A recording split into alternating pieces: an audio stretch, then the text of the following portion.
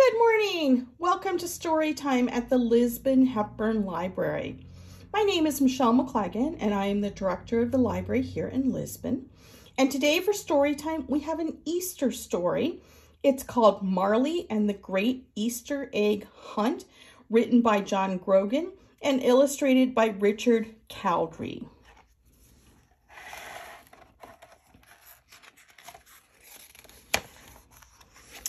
We've been given permission today to read this story by HarperCollins Publishers. Marley and the Great Easter Egg Hunt. On the morning of the big Easter egg hunt, Main Street hummed as people made their way to the town square. Friends and families strolled down the street together, chatting and laughing. Everyone, it seemed, was happy to join in the fun. But there was one family running at full speed, led by a galloping dog. "Slow down, Marley," ordered Cassie as she chased after her dog. But Marley wasn't slowing down. His tongue hung out of his mouth and his ears flapped wildly as he flew down the street. He wasn't sure what an Easter egg hunt was, but he knew he wanted to be in the middle of it. Marley finally skidded to a stop in the center of the square. "What do you keep under that fur?" Daddy said, trying to catch his breath. "A jetpack?" "Marley's just excited for the hunt to start," said Cassie. "He wants to find all the Easter eggs himself."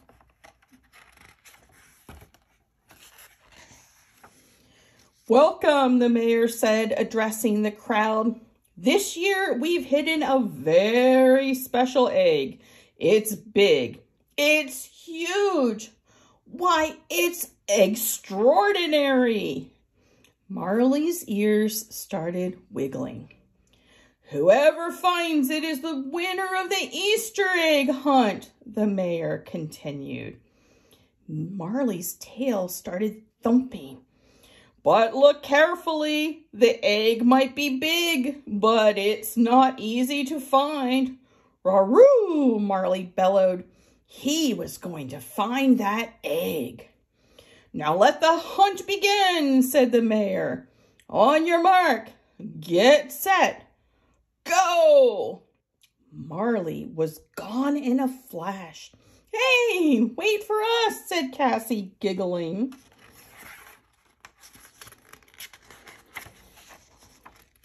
When Marley's family caught up to him, he was sniffing his way through the park. Mommy laughed. "Look, like Marley is on the trail." Marley sniffed to his left. He sniffed to his right. He sniffed and zigged and zagged all the way to the park bench. There, right behind a high patch of grass, was a bright plastic Easter egg. Marley nudged the egg out from behind the bench. But before he could roll it back to Cassie and baby Louie, a tiny hand reached out and picked it up. "Look," said a little girl, "I found one." Marley whimpered softly. "Sorry, Marley," Cassie said. "Let's get the next one." Marley spotted a bright yellow egg nestled between two tree branches. He shimmied his way up one branch, then the next, until he had reached the egg. He opened his mouth wide to pick it up, but his paw slipped. The egg fell out of the tree and into a little boy's basket. "Hey, that was Marley's," cried Cassie, but the boy was already running back to his family. Marley let out a whine. Marley found a plastic egg beneath some flowers. He found one on top of a statue. He dug one out from the park sandbox. But someone else always picked up the egg before he could get it.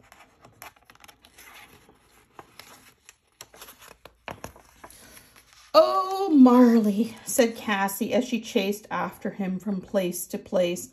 There are so many other kids here.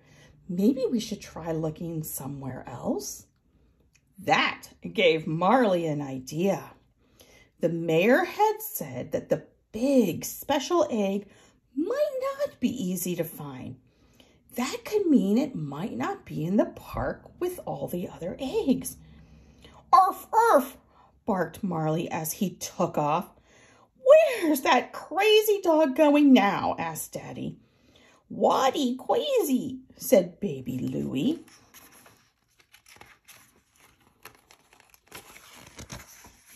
Marley tore through the town square to the shops across the street. He stopped outside the market, pressed his paws and nose against the store window. There, in a huge display, were a dozen fresh eggs arranged in an Easter basket. Maybe one of them was the special egg. Marley's family caught up to him just as he was pushing his way through the market doors. Cassie gasped as she realized what was about to happen. Marley, no! She yelled. But it was too late. Where 12 eggs had once been were now broken shells, lots of yellow yolks, and one sticky, messy dog. Oh, Marley, groaned Mommy and Daddy as Daddy apologized to the grocer and paid for the eggs. You have to stop. But Marley didn't hear her. He was already out the door. From outside the window, Marley could see the baker frosting something big and pink and purple. It had to be the extraordinary egg. Arf, arf, arf! Marley barked happily as he bounded into the shop. He ran fast, leaping high in the air, straight at the big, beautiful egg. Wait, stop! Cried the baker. Bam! Crash! Crunch! Marley looked around. He and the baker were on the floor. So was the giant cookie Marley had thought was the egg. It was broken into tiny bits with purple frosting everywhere. Marley tore out of the bakery and bolted around the corner. Follow those purple paw prints, shouted Daddy. Cassie traced the paw prints all the way to the party supply store. She hurried inside as fast as she could, but it was too late. Marley had already torn through a large egg-shaped piñata. Bits of colorful confetti stuck to his fur. Long, colorful streamers billowed out behind him as Marley darted past Mommy, Daddy, and baby Louie toward the door. Cassie chased after Marley. Mommy and Daddy chased after Marley. The grocer, the baker, and the shopkeeper chased after Marley. Kids and their parents stopped searching for eggs and instead joined the chase for Marley. Stop! Heel! Slow down! Enough! They shouted. But Marley would not stop. He ran up and down the street and around the block. Yet no matter where he went, the special egg was still nowhere to be found. At last, Marley ended up back in the town square, just in time to see the mayor getting up to speak. Ladies and gentlemen, said the mayor, the Easter egg hunt is over. With a yelp, Marley stopped in his tracks. Cassie, Mommy, Daddy, baby Louie, the grocer, the baker, the shopkeeper, the kids, and their parents stopped too. Marley lay down with a heavy sigh. He would not be the winner of the Easter egg hunt. Cassie felt bad for Marley. Oh, Marley, it's okay, Cassie whispered as she knelt down to pet him. I wanted to find the egg too. Did anyone find the big special egg? Asked the mayor. Marley and Cassie looked around. No one moved. "Come now," said the mayor. "No one here has it? What about the young lady in the center of the audience? Isn't that the large egg right next to her?" The mayor was pointing at Marley. Covered in egg yolk, frosting, confetti, and streamers, Marley did look like a big decorated Easter egg. "No, no," said Cassie. "That's not an egg. That's my dog." The crowd burst out laughing. Even the grocer, baker, and shopkeeper were smiling. The mayor chuckled. "Bring him up here. I'd like to meet this Easter egg dog." Cassie came up on the stage and told the mayor all about how Marley looked everywhere for the special egg, with no luck. "Well," said the mayor, turning to Marley, "you might not have found the big special egg, but you certainly are this town's most exceptional dog." The crowd roared. Marley thumped his tail and barked. He was so happy that he jumped all over the mayor to thank him. As he put his front paws on the mayor's shoulders, Marley accidentally knocked off the mayor's hat. Something big, round, and colorful was nested inside.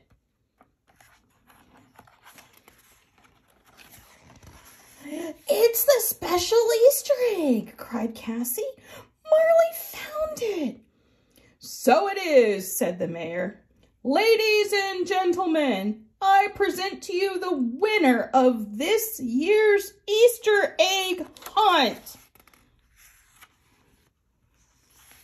Happy Easter, Marley." And that is the end of our story today. Once again, the name of this story is Marley and the Great Easter Egg Hunt by John Grogan. We do have this book available in the library if you would like to borrow it and take it home to read. Thank you so much for joining us for story time. If you have not yet picked up a craft for this week, we are making an Easter egg wreath, and we still have, I think about 9 crafts left.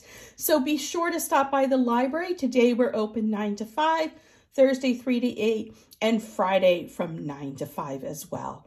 And be sure to join us Friday morning at 9 a.m. and we will craft an Easter egg wreath together. Once again, it's Michelle McLagan at the Lisbon Hepburn Library. Thank you for joining us for story time, and we'll see you next time. Bye-bye.